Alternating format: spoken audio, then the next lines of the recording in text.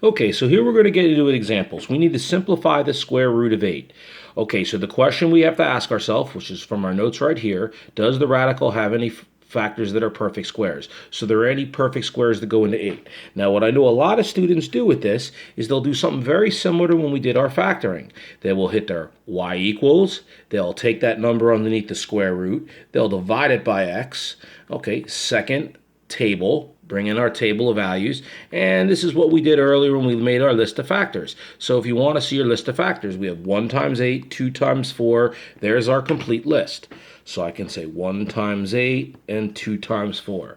So now I want to ask myself, are there any numbers in this list that are a perfect square? A perfect square, once again, is a number that is obtained by multiplying a number by itself.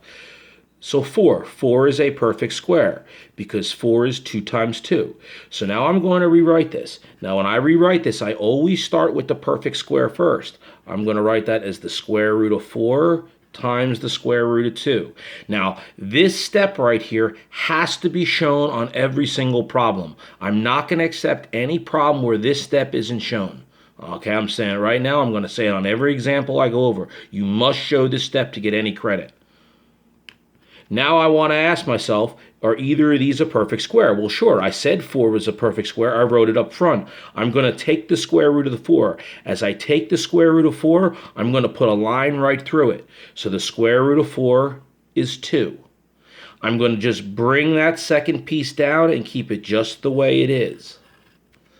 Now, one way you could test yourself is you take your calculator out, you type in the initial problem, which was the square root of 8, and then you can type in your answer, 2 square root of 2. You can see you have the same exact decimal in your answer as you do in your problem, so you know that your answer is good.